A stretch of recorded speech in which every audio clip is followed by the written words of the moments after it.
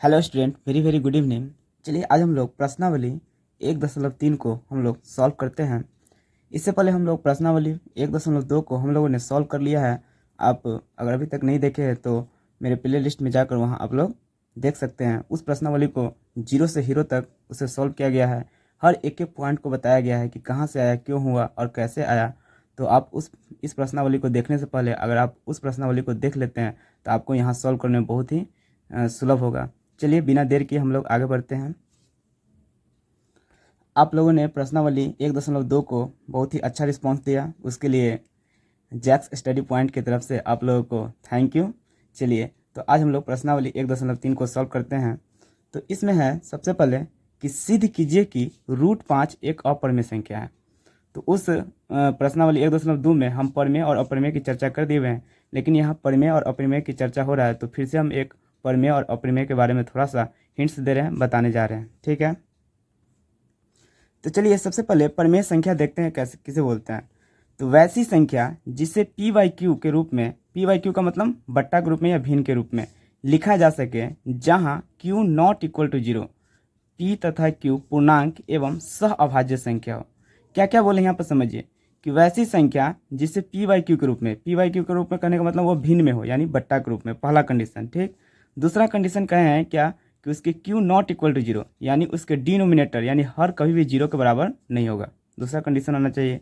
तीसरा कंडीशन बोले हैं कि पी तथा क्यू पूर्णांक हो, और पूर्णांक के बारे में हम लोग उस अध्याय में बहुत ही अच्छी तरह से बताया था। एक और बता देते हैं।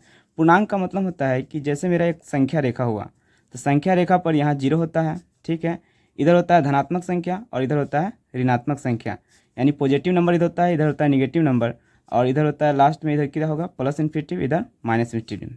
तो माइनस इन्फिनिटिव से लेकर प्लस इन्फिनिटिव के बीच जितने भी संख्या है जिसे हम लोग संख्या रेखा पर दर्शाते हैं उसे हम लोग पूर्णांक बोलते हैं। सरल भाषा में ये कह सकते हैं कि जितना भी पॉजिटिव संख्या हो गया, जितना भी निगेटिव संख्या हो, वो क्या कहलाता है, पूर्णांक कहलाता है। ठीक है, तो इसका मतलब हो गया कि पी और क्यू का वैल्यू प्लस में हो या माइनस में हो, इससे कोई फर्क नहीं पड़ता है, तो वह प्लस में भी हो सकता है और माइनस भी हो सकता है। ठीक है, चौथा नंबर में हम लोग का क्या है कि पी तथा क्यू सह अभाज्य संख्या है, बहुत ही इंपॉर्टेंट है। सह अभाज्य का मतलब होता है जिसका HCF क्या हो, 1 हो। HCF कितना हो, 1।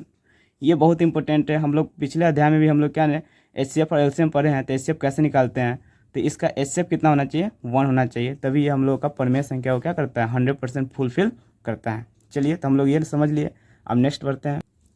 परिमेय संख्या के एक एग्जाम्पल ले लेते हैं। जैसे हम लोग 3 लेते हैं, तो 3 क्या है, परिमेय संख्या है कि नहीं, तो बिल्कुल 3 एक परिमेय संख्या है। क्यों, क्योंकि 3/1 लिख सकते हैं, और 3/1 क्या हो गया, ये बट्टा के ऊपर भी कुछ है और बट्टा के नीचे भी कुछ है, यानी कि पी बाई क्यू के फॉर्म में है, यानी कि अंश बाई हर के रूप में है। और दूसरा कंडीशन क्या था कि पहला कंडीशन फॉलो हो गया, दूसरा क्यू नॉट इक्वल टू 0, तो यहाँ पर क्या है, यहाँ पर 1 है, यहाँ पर डिनोमिनेटर यानी हर में 0 नहीं रहती, ये भी कंडीशन फुलफिल हो गया। तीसरा कंडीशन पी तथा क्यू क्या हो, पूर्णांक हो, तो यहाँ पर देख रहे हैं 3 और 1 क्या है, पूर्णांक यानी पॉजिटिव दोनों में है। ठीक है, उसके बाद चौथा कंडीशन है कि पी तथा क्यू का क्या है, सह अभाज्य संख्या है। सह अभाज्य क्या होता है आगे हम बताएंगे, लेकिन सह अभाज्य का मतलब जिसका HCF 1 हो, तो इसका HCF कितना होगा, तो 1 होगा। HCF क्या होगा, 1 होगा। इसको भी हम डिटेल्स में आगे हम बताने जा रहे हैं, इतना समझो कि इसका HCF कितना होगा, 1 होगा। चलिए अब हम समझते हैं अपरिमेय संख्या। तो अपरिमेय संख्या का डिफिनेशन जान लेते हैं कि वैसी संख्या जिसे पी बाई क्यू के रूप में नहीं लिखा जा सके, वैसी संख्या जिसे पी बाई क्यू के रूप में नहीं लिखा जा सके अपरिमेय संख्या कहलाते हैं। अपरिमेय संख्या जो होता है वो हमेशा रूट में रहता है, किसी में रहता है हमेशा रूट में, इसे रूट से बाहर हम लोग नहीं निकाल सकते। जैसे कि √2 एक क्या है, अपरिमेय संख्या, √2 को हम बाहर निकाल सकते नहीं, तो ऊपर में हो गया।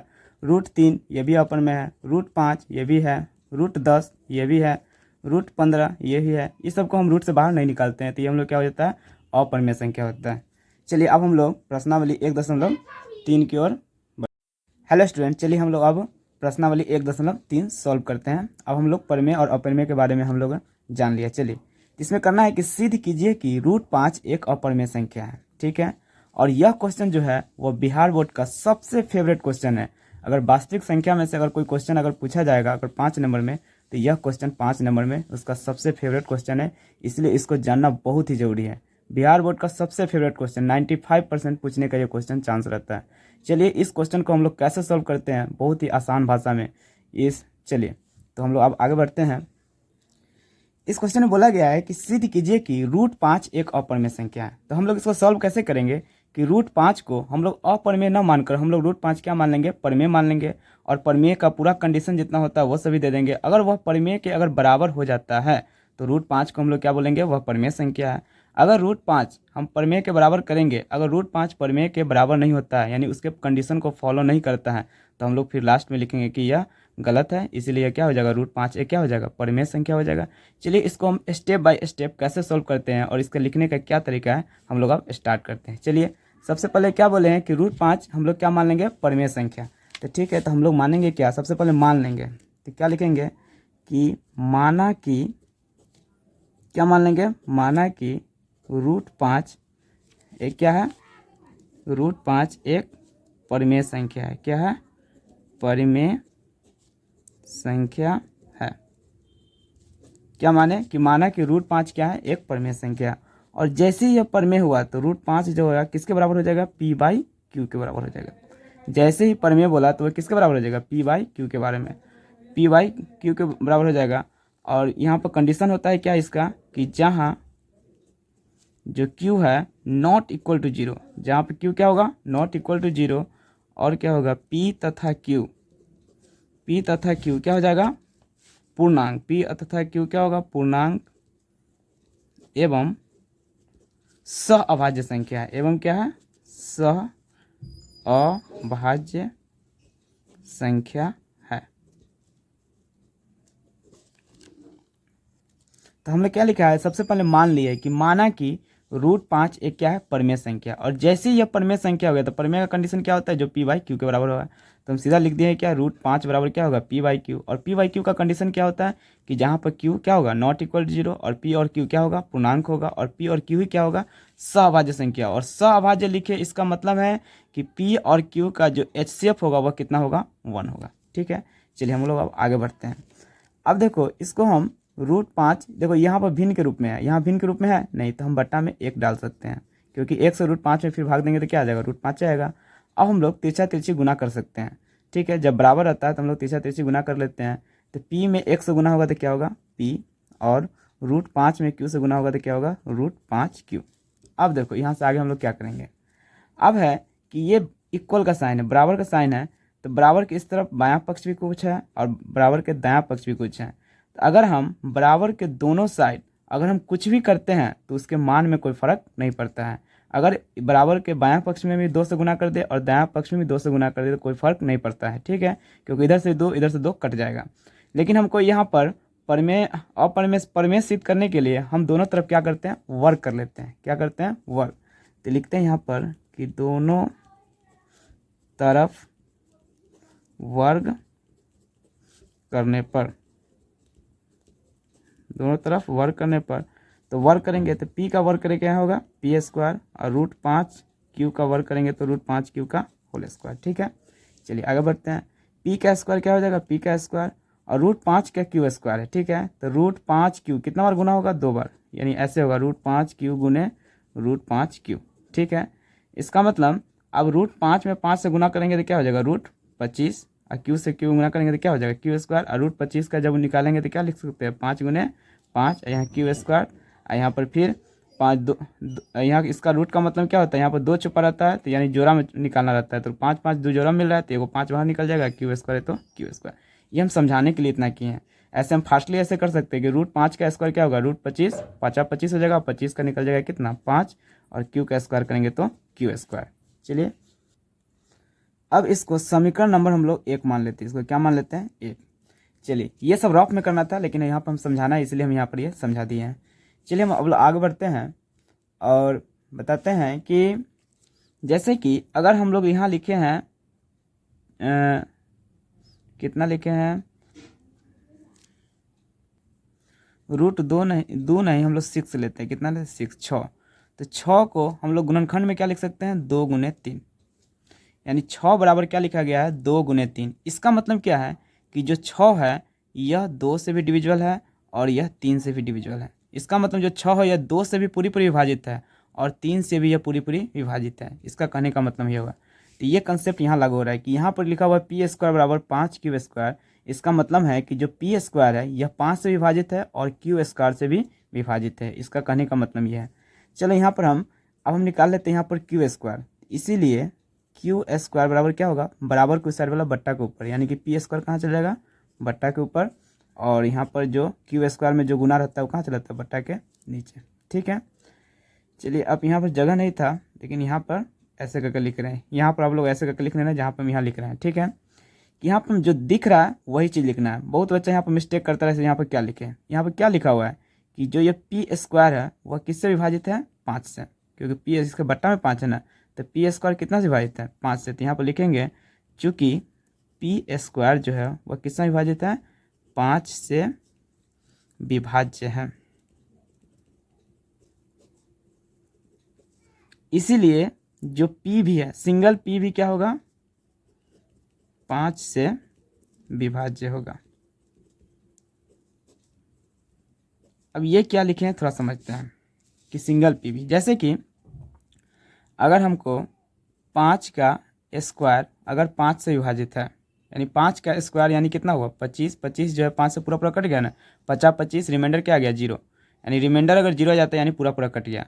तो यानी 5 का स्क्वायर अगर 5 से विभाजित है, जो सिंगल P है, यानी कि 5 भी तो 5 से विभाजित होगा ना, 5 से 5 में एक और कट गया, तो इसका भी रिमाइंडर कितना आएगा, 0 आएगा ना, 0। इसका कहने का मतलब हुआ कि अगर कोई संख्या का स्क्वायर अगर 5 से विभाजित है तो वह सिंगल संख्या भी कितना से विभाजित होगा, 5 से विभाजित होगा। तो वही यहाँ पर लिखे हैं कि अगर पी स्क्वायर अगर नीचे अगर 5 से विभाज्य है तो ये सिंगल P भी जो है वह 5 से विभाज्य हो गया, उसी को हम लोग भाषा में लिख दिए हैं। तो यहाँ पर कन्फ्यूज नहीं कीजिएगा कि यहाँ पर क्या लिखे हैं। ठीक है, अब हो गया, अब हम लोग आगे बढ़ते हैं। अब हम लोग इस सॉल्व करने के लिए हम लोग एक स्टेटमेंट लिखते हैं यहाँ पर कि पुनः P बराबर देखो यहाँ पर √5 सॉल्व करना है, तो इसीलिए हम लिखेंगे 5m लेने पर, कितना लेने पर, 5m लेने पर।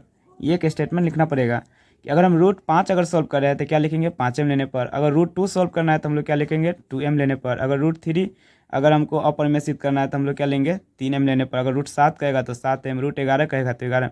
जो हमको बोलेगा वो चीज़ हम P के मान लेने पर हम लोग लिखेंगे। लेने के लिए हम क्या यहाँ पर 1 2 3 4 5 6 7 8 10 कुछ भी ले सकते हैं, लेकिन फिर उसका समीकरण लिखेंगे 1 2 3 4, फिर लिखेंगे समीकरण इतना लेने पर। तो उतना लिखने से बेहतर है कि हम लोग जो हमको बोलेगा सिद्ध करने के लिए उसी को उतना m लेने पर, यानी √5 है तो यहाँ पर क्या लेंगे, 5m लेने पर। ठीक है, अब लिखेंगे क्या कि समीकरण नंबर 1 में P का मान रखने पर, P का मान रखने पर। तो समीकरण 1 पहले क्या है, समीकरण 1 कहाँ है, समीकरण ये है। समीकरण 1 क्या है, पी स्क्वायर बराबर 5q स्क्वायर। ठीक है, और P का मान क्या लिखे, 5m। तो P की जगह पर कितना लिखेंगे, 5m, यहाँ स्क्वायर है तो स्क्वायर, और यहाँ 5q स्क्वायर है तो q स्क्वायर। चलिए 5m स्क्वायर है, यानी 5m गुने 5m 2 बार होगा, तो 5 से 5 गुना होगा तो कितना हो जाएगा, 25, और m से m गुना होगा तो कितना हो जाएगा, m स्क्वायर बराबर 5q स्क्वायर। ठीक है, अब यहाँ पर बच्चा कुछ कन्फ्यूज करता रहता है कि सर यहाँ पर m स्क्वायर निकाले कि q स्क्वायर निकाले। तो देखो यहाँ से हम एक हिंट्स देते हैं कि जैसे कि यहाँ पर q स्क्वायर बराबर निकाले हैं p स्क्वायर बाई 5। ठीक है, तो यहाँ पर p स्क्वायर यानी कि p के बारे में हमको पता चल गया कि यह कितना से विभाजित है, 5 से। और जबकि यहाँ आपको p और q के बारे में पता करना है, तो p और q के बारे में ही यहाँ पता करना है। ठीक है, तो p के बारे में हमको यहाँ पता चल गया, तो नीचे में अब हमको किसके बारे में पता करना है, तो q के बारे में पता करना है। तो यहाँ पर अगर हमको q के बारे में पता करना है तो q कब होगा, जब हम m स्क्वायर का मान निकालेंगे तब ना 5q स्क्वायर ऊपर जाएगा और 25 नीचे जाएगा, तो हम यहाँ पर q स्क्वायर के बारे में हम कुछ कह सकते हैं। तो इसीलिए यहाँ पर m स्क्वायर का मान निकालेंगे, न कि q स्क्वायर का मान। तो m स्क्वायर बराबर कितना हो जाएगा, 5q स्क्वायर बट्टा कितना हो जाएगा, 25, और काटो 5 के 5 50 25। ठीक है, तो यहाँ पर m स्क्वायर बराबर क्या हो जाएगा, q स्क्वायर बट्टा 5। अब आ गया ना कि यहाँ भी पी स्क्वायर बाई 5, यानी p के बारे में हम कुछ बोल रहे हैं, यहाँ पर भी आ गया q स्क्वायर बाई 5, यानी q स्क्वायर के बारे में अब हम दोनों के बारे में कुछ बोल सकते हैं। अब यहाँ पर भी हम क्या देख रहे हैं कि जो q स्क्वायर है वह कितना से विभाज्य है, 5 से, इसीलिए जो सिंगल q भी होगा वह कितना से विभाज्य होगा, 5 से। तो वही चीज़ यहाँ पर हम लिखेंगे कि चूँकि q स्क्वायर कितना से विभाज्य है, 5 से विभाज्य है। ठीक है, इसीलिए जो सिंगल q भी होगा वह कितना से विभाज्य होगा, 5 से विभाज्य है। ठीक है, ये हो गया। अब हम लोग यहाँ पर एक बहुत ही एक निष्कर्ष निकाल सकते हैं। क्या निष्कर्ष निकाल सकते हैं कि हमको यहाँ पर हमको क्या बोला है कि यह √5 अगर पी बाई क्यू यानी प्रमेय के रूप में अगर हमको प्रूफ करना है, ठीक है, तो उसके लिए हम क्या बोले हैं, क्यू नॉट इक्वल टू 0, सही है, ठीक है, पी और क्यू पूर्णांक होना चाहिए, ये भी सही है। लेकिन एक कंडीशन यहाँ पर लिखा हुआ है कि सहअभाज्य होना चाहिए। सहअभाज्य का मतलब पी और क्यू का जो है वह HCF कितना होना चाहिए, 1 होना चाहिए। लेकिन जब हमने यहाँ पर सॉल्व किया तो यहाँ पर हमको पी के बारे में बोल रहा है क्या कि यह 5 से विभाज्य है। कितना से विभाज्य है, 5। तो पी स्क्वायर के बारे में क्या बोल सकते हैं, या पी के बारे में हम लोग क्या बोल सकते हैं कि यह कितना से विभाज्य है, 5 से विभाज्य है। यहाँ पी के पास 5 से विभाज्य है। और यहाँ पर हम लोग कह सकते हैं कि जो यहाँ पर हम क्यू के बारे में हम लोग क्या बोल सकते हैं कि जो क्यू स्क्वायर या क्यू यह किससे विभाज्य है, 5 से विभाज्य है। इसका मतलब है कि वहाँ पी भी 5 से विभाजित है और क्यू भी 5 से विभाजित है।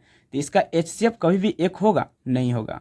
HCF 1 जैसे ही नहीं हुआ तो यह प्रमेय के बराबर नहीं होगा, क्योंकि प्रमेय का कंडीशन क्या बोलता है कि उसका HCF क्या होना चाहिए, 1 होना चाहिए। अब आप लोग सोच रहे होंगे कि इसका HCF 1 कैसे नहीं है।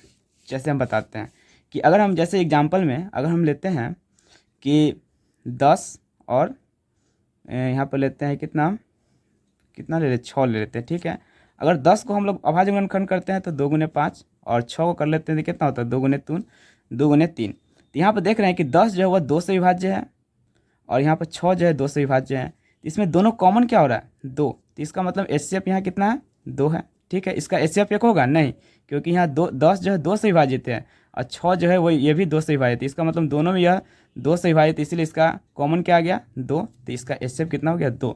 तो वही बात यहाँ पर भी है कि यहाँ पर जो P है वह 5 से विभाजित है और Q भी यहाँ कितना से विभाजित है, 5 से विभाजित है। यानी कि दोनों P और Q दोनों 5 से विभाजित है। तो इसका HCF क्या होगा, 1 होगा, कभी नहीं होगा। इसका HCF कितना आ गया, 5। जबकि हमको प्रमेय का कंडीशन लाने के लिए हमको यहाँ पर सहभाज्य होना चाहिए, यानी कि 1 आना चाहिए। इसीलिए यह जो सिद्ध करने वाला √5 है यहाँ पर यह गलत साबित हो जाता है, ठीक है। यही पर ही गलत होता है कि HCF 1 नहीं हो रहा है। तो इसी को हमको नीचे लैंग्वेज में क्या लिखना है वो बता रहे हैं, ठीक है। तो हमने क्या लिखा है, देखिए कि चूंकि P और Q का एक ही गुणनखंड, दोनों का क्या आ गया, एक ही गुणनखंड, क्योंकि P भी 5 से विभाजित है और Q भी 5 से विभाजित है, तो वही उसका गुणनखंड ही है। तो P और Q का एक ही गुणनखंड कितना आया है, 5 आया है। अतः P और Q का HCF नॉट इक्वल टू 1, क्या लिखे हैं, नॉट इक्वल, इसका 1 आया। जबकि प्रमेय सिद्ध करने के लिए क्या होना चाहिए, सहभाज्य। सहभाज्य का मतलब ये होता है कि HCF 1 होना चाहिए, लेकिन ये HCF 1 नहीं है। तो यहीं पर यह क्या हो जाता है, यह फेल हो जाता है और यहाँ पर यह क्या होता है, प्रमेय के बराबर सिद्ध नहीं होता है। तो हम नीचे यहाँ पे एक स्टेटमेंट लिखेंगे कि अतः हमारी मान्यता गलत है। जो हम माने थे प्रमेय संख्या, तो वह क्या है, मान्यता गलत है, जो प्रमेय नियम का क्या करता है, विरोधाभास करती है, ठीक है, जो कि असंभव है। क्या है, असंभव है। इसीलिए √5 जो हम साबित करना था वही, तो √5 क्या हो गया, एक अप्रमेय संख्या है। इस तरह यह फुल फिल क्या हो जाता है, प्रूव हो जाता है। चलिए इसको एक बार हम फास्टली रिवाइज कर देते हैं, ठीक है, कि क्या क्या लिखे हैं। सबसे पहले क्या करना था कि √5 एक अप्रमेय संख्या है। तो सबसे पहले इसको क्या मान लिया कि माना कि √5 एक प्रमेय संख्या है। और देखो हम एक एक स्टेप बता रहे हैं, इसको याद करने की जरूरत नहीं है कि इसके बाद क्या आएगा, इसके बाद क्या आएगा, हर एक इससे जुड़ा हुआ है, ठीक है, जुड़ा हुआ है, ठीक है। जैसे देखिए सबसे पहले हम क्या कर लेंगे, माना कि √5 एक प्रमेय संख्या। अब जैसे ही प्रमेय संख्या माने तो यह किसके बराबर हो गया, P/Q के बराबर, ठीक है। तो जैसे ही प्रमेय हुआ तो किसके बराबर हो गया, या P/Q के बराबर है। अब P/Q का जो कंडीशन होता है वो हम लिखते हैं कि जहाँ पर Q क्या होगा, नॉट इक्वल टू 0, और P और Q क्या होगा, पूर्णांक होगा, एवं क्या होगा, सहभाज्य। सहभाज्य का मतलब है जिसका HCF कितना होना चाहिए, 1 होना चाहिए, ठीक है। अब देखें ये P/Q है, ये √5 था, बट्टा में क्या दे दिए, 1 दे दिए, तीसरा तीसरी गुना कर दिए, P में 1 से गुना करेंगे, P √5 में Q। अब हम यहाँ पर क्या कर लिए, वर्क कर लिए, तो लिखेंगे दोनों तरफ क्या करने पर, वर्क करने पर। तो P का वर्क करेंगे तो क्या हो जाएगा, P², ठीक है। तो P² हो गया, और √5 के Q² मतलब √5 के, ये वाला हमको रफ में करना था, लेकिन हम यहाँ समझाने के लिए कर दिए। तो आप लोग कीजिएगा, जब बनाइएगा तो इसको रफ में कीजिएगा, ठीक है। √5 की कितना बार होगा, 2 बार गुना होगा। फास्टली करें कैसे करेंगे, तो √5 के अगर 2 बार गुना करेंगे तो अंदर √25 हो जाएगा, और 25 का रूट निकालेंगे तो कितना हो जाएगा, 5, और Q से Q गुना होगा तो Q²। अब यहाँ पर हम Q² का वैल्यू निकालें हैं, क्योंकि हमको पहले P के बारे में हमको जानकारी लेना है, ठीक है। तो इसलिए Q² बराबर क्या होगा, P²/5। यहाँ पर जो चीज़ दिख रहा है वही चीज़ यहाँ पर लैंग्वेज में लिखे, यहाँ लिखना था लेकिन यहाँ पर ये लिखा हुआ था इसलिए यहाँ लिख दिया, तो आप लोग यहाँ लिखिएगा, ठीक है। तो P² कैसे विभाजित है, 5 से। अभी यहाँ पर डिटेल्स में बताया कैसे ये सब। इसीलिए जो सिंगल P भी होगा किससे विभाजित होगा, 5 से विभाजित होगा, ठीक है। फिर हम यहाँ क्या बोले हैं कि जो चीज़ हमको साबित करना रहेगा वो हम P बराबर मान लेंगे। अगर √2 साबित करना है, अगर √2m या 2m लेंगे, अगर √3 साबित करें तो 3m लेंगे, अगर 7 रहेगा तो √7 रहेगा, तो 7 में, तो यहाँ पर √5 साबित करना था, इसलिए हम क्या लिए हैं, 5m लेने पर। तो लिखे इसको समीकरण 1 मान लिया, तो वही लिखेंगे कि समीकरण 1 में p का मान रखने पर, जैसे p का मान तो समीकरण 1 क्या है, पी स्क्वायर बराबर 5 के स्क्वायर, तो पी स्क्वायर के जगह पर क्या लिखे हैं 5m का क्या हो जाएगा स्क्वायर बराबर 5 के स्क्वायर, 5m का स्क्वायर मतलब 5 का स्क्वायर क्या होगा 50 m का स्क्वायर m हो जाएगा और 5 के स्क्वायर होगा। अब देखो यहाँ पर p के बारे में हमको जानकारी मिल गया, अब हमको नीचे q के बारे में लाना है। तो q कब आएगा ऊपर, जब हम m स्क्वायर का मान निकालेंगे तब, इसीलिए m स्क्वायर बराबर क्या होगा 5 के स्क्वायर बटा 25, 5 के 5 50 25। तो यहाँ पर देख रहे हैं क्या आ गया कि m स्क्वायर बराबर क्यू स्क्वायर बाई 5। ठीक है, तो क्यू स्क्वायर यहाँ पर भी 5 से विभाजित है, इसलिए सिंगल क्यू भी क्या होगा 5 से विभाजित। और यहाँ पर हम देखें क्या कि यहाँ जो है p भी है वो भी 5 से विभाजित है, और यहाँ q भी जो है वो भी कितना 5 से विभाजित है। तो इसका जो है HCF कितना आ गया, HCF आ गया 5। अभी ना बताएं कि जो दोनों में कॉमन होता है वो उसका क्या हो जाता है HCF हो जाता है, तो दोनों 5 से विभाजित, इसलिए इसका HCF क्या होगा 5। लेकिन हम यहाँ पर कंडीशन में लिखे हैं कि प्रमेय का कि सहभाज्य होना चाहिए, ठीक है, लेकिन यह सहभाज्य होगा नहीं, तो वही यहाँ पर क्या हो गया, यहीं पर वह फेल हो गया। तो लिखें यहाँ पर चूंकि P और Q का एक ही गुणनखंड कितना है 5 है, अतः P और Q का HCF नॉट इक्वल टू 1, यानी कि यह सहभाज्य नहीं है। तो वही यहाँ पर लिखे आता है हमारी मान्यता गलत है, जो प्रमेय नियम का क्या कर रहा है विरोधाभास करती है, जो कि क्या है असंभव है, इसीलिए √5 एक क्या है अप्रमेय संख्या है। आपको यह 100% इसमें आप समझ में आना चाहिए, हर एक एक चीज़ यहाँ पर डिटेल में बता दी है। चलिए अब हम लोग सेकेंड क्वेश्चन की ओर बढ़ते हैं। अब हम लोग नेक्स्ट क्वेश्चन की ओर बढ़ रहे हैं, और ये क्वेश्चन तो बहुत ही आसान है, ये क्वेश्चन तो उससे तो बहुत ही आसान है। ये क्वेश्चन हमको लग रहा है 2 नंबर में पूछता है, ठीक है, ये 2 नंबर में इस टाइप का क्वेश्चन पूछा जाता है। सबसे पहले ये भी कहा है क्या कि सिद्ध कीजिए कि 3.2√5 एक क्या है अप्रमेय संख्या है। तो इसको भी हम लोग क्या कर लेंगे, इसको प्रमेय के बारे में मानेंगे। अगर वह प्रमेय के कंडीशन को फुलफिल करता है तो वह प्रमेय हो जाएगा, अगर उसको परमिशन को फुलफिल नहीं करता है तो क्या हो जाएगा अप्रमेय हो जाएगा। चलिए इसको भी हम लोग सॉल्व करते हैं। चलिए तो इसको क्या मान लिया है माना कि 3 + 2√5 एक क्या है प्रमेय संख्या, और जैसे ही यह प्रमेय संख्या हो गया तो यह किसके बराबर हो जाएगा 3 + 2√5, जैसे ही प्रमेय बोला है तो किसके बराबर हो जाएगा P/Q के बराबर हो गया। और यहाँ पर कंडीशन लिख दो कि जहाँ क्या होगा, जहाँ Q जो होगा नॉट इक्वल टू 0 और P तथा Q क्या होगा, P तथा Q लिखेंगे क्या है पूर्णांक एवं क्या है सहभाज्य संख्या, पूर्णांक एवं सहअभाज्य संख्या है, सहअभाज्य संख्या है। सहअभाज्य का मतलब क्या होता है, जिसका HCF 1 होगा। सह मतलब 7, मतलब कि दो अभाज्य संख्याओं का जो HCF निकालते हुए क्या होना चाहिए 1, सहअभाज्य मतलब 7, ठीक है। चलिए इसका मतलब HCF 1 होना चाहिए। अब यहाँ पर देख रहे हैं, अब देखो इस सवाल को हम क्या करते हैं, कैसे करेंगे।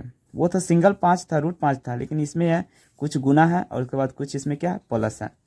तो हम इस क्वेश्चन को सॉल्व करने के लिए हम लोग क्या कर रहे हैं, देखो हमेशा माइंड में ये रखना है कि √5 को हम बराबर के एक साइड रखेंगे और इसमें जितना भी गुना है या जोड़ में है उसको हम बराबर के उस साइड ले आने की कोशिश करेंगे, ठीक है। ऐसा हम क्यों करेंगे वो हम आगे बताने जा रहे हैं। तो हमको मेन मकसद हमको यहाँ पर क्या करना है कि √5 को बराबर के एक तरफ रखना है। तो √5 को बराबर के एक तरफ रखने के लिए सबसे पहले अगर कोई जोड़ घटाव में रहता है तो क्या होता है बराबर को साइड जाता है तो उसका चिन्ह बदल जाता है। तो पहले हम इस तरफ रखते हैं 2√5, क्या रखते हैं 2√5 बराबर क्या हो जाएगा, इधर क्या है P/Q, ठीक है। और ये प्लस में बराबर को साइड भेज रहे हैं तो क्या हो जाएगा चिन्ह बदल जाएगा, तो प्लस इस तरफ आएगा तो -3, ठीक है। हम क्या बोले हैं कि मेरा मेन मकसद क्या है कि √5 को एक तरफ रखना। तो यहाँ पर √5 बराबर हम लोग क्या हो जाएगा P/Q माइनस क्या है 3, और जो यहाँ पर गुना रहता है वो कहाँ चलाता है, यहाँ पर बट्टा में चलाता है। कितना चलाता है बट्टा में। बहुत बच्चा यहाँ कन्फ्यूज हो जाएगा कि यहाँ पर कैसे या बट्टा में चला है। चलिए इसी को हम लोग समझाते हैं कि कैसे आ गया।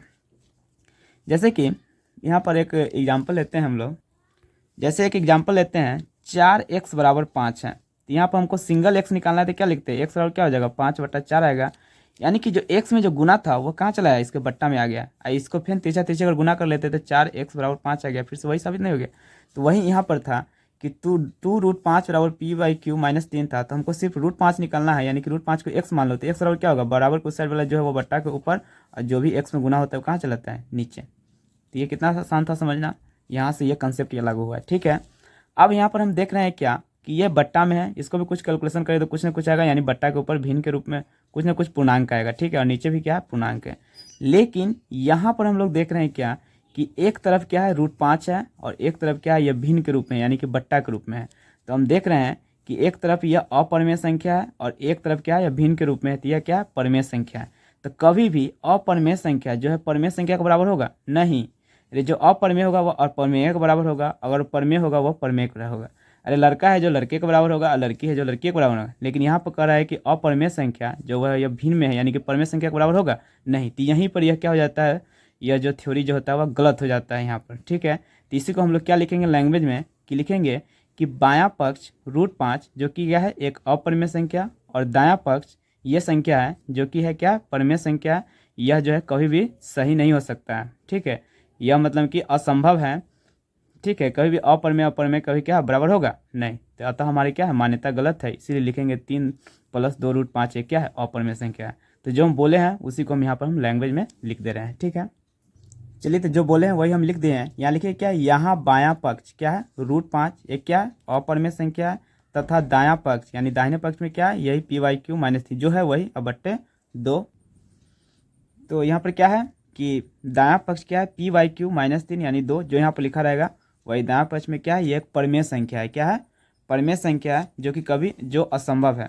ठीक है, सॉरी स्टूडेंट लाइन भी कट गया था, क्या पता लाइन भी डांस कर रहा है। ठीक है ना चलिए हम लोग आगे बढ़ते हैं कि क्या है दायां पक्ष क्या है परिमेय संख्या जो कि क्या है असंभव है। तब यहाँ पर एक स्टेटमेंट लिखेंगे अतः हमारी मान्यता गलत है, जो हम परिमेय माने हैं वो क्या है गलत है। इसीलिए जो चीज़ पूछ रहा है क्वेश्चन में वही 3√5 लिखा है ना, तो वही यहाँ पर लिखेंगे। इसीलिए 3 2√5 क्या है एक अपरिमेय संख्या है। चलिए कितना आसान था, चलिए एक बार फास्टली में रिवाइज करते हैं। सबसे पहले क्या है कि जो क्वेश्चन दिया था यानी 3√2√5 एक अपरिमेय मानना था, साबित करना था, तो हम लोग इसको क्या मान लिया पहले परिमेय संख्या। जैसे ही परिमेय माने हैं p/q, अब p/q का जो कंडीशन वो लिख दिया q ≠ = 0, p तथा q क्या है पूर्णांक एवं सहभाज्य। ठीक है, और यहाँ पर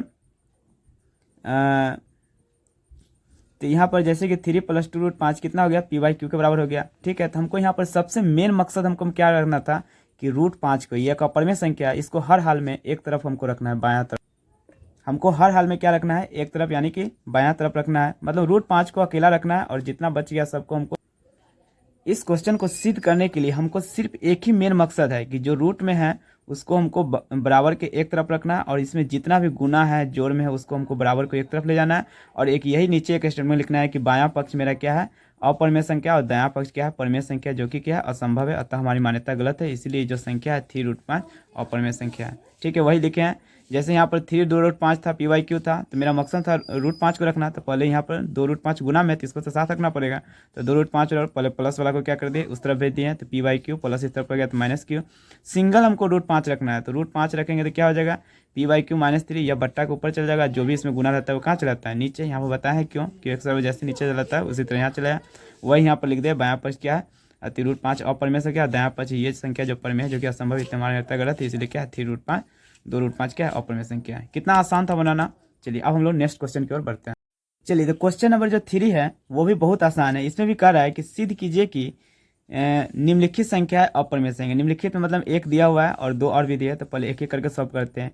इसको प्रूव करना है हम लोग क्या है कि यह अपरिमेय संख्या है, फिर हमको अपरिमेय संख्या सिद्ध करना है। तो सबसे पहले इसको क्या मान लेंगे परिमेय संख्या लिख लेंगे, परिमेय का कंडीशन लिख देंगे, और हमेशा कोशिश करेंगे जैसे कि ऐसे क्वेश्चन रहेगा √2 √3 √5 ये और अपरिमेय सिद्ध कीजिए, तो जो हम फर्स्ट वाला क्वेश्चन बनाए वैसे बनाएंगे। लेकिन जब भी इसमें कुछ बट्टा में रहे गुना रहे जोड़ घटाव या जो भी कुछ जुड़ा रहे, ठीक है, तो हमेशा उसमें कोशिश करेंगे क्या कि जो अपरिमेय संख्या है उसको एक तरफ रखे बराबर के एक तरफ, और जितना भी उसमें लगा हुआ है गुना में या जोड़ में उसको बराबर के एक साइड रखे, और एक तरफ लिखेंगे अपरिमेय एक तरफ लिखेंगे परिमेय।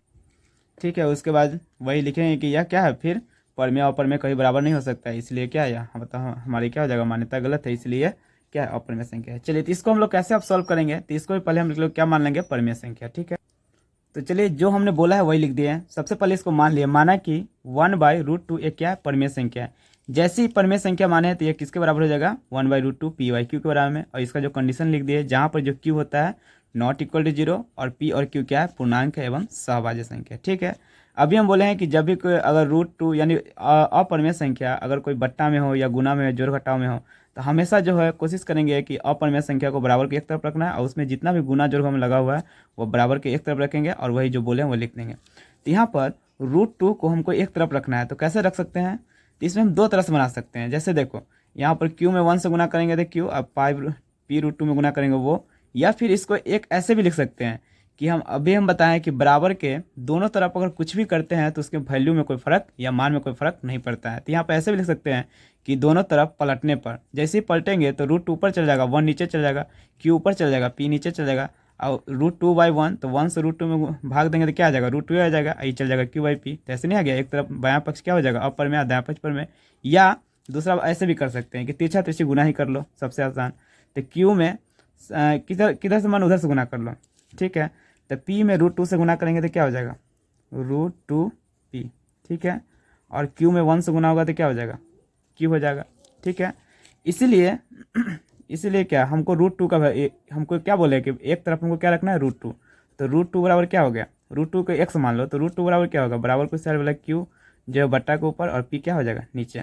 आप देख रहे हैं यहाँ पर कि एक तरफ हो गया अपरिमेय संख्या, √2 क्या है, एक अपरिमेय संख्या, ये हो गया Q/P, यानी कि बट्टा के ऊपर भी कुछ है और बट्टा के नीचे भी कुछ है, यानी भिन्न में है, यानी P/Q के फॉर्म में है। भले ही इस P की जगह पर क्यों लिखा है, Q की जगह P, लेकिन यह भिन्न में है ना बट्टा में, तो यह क्या है, परिमेय संख्या।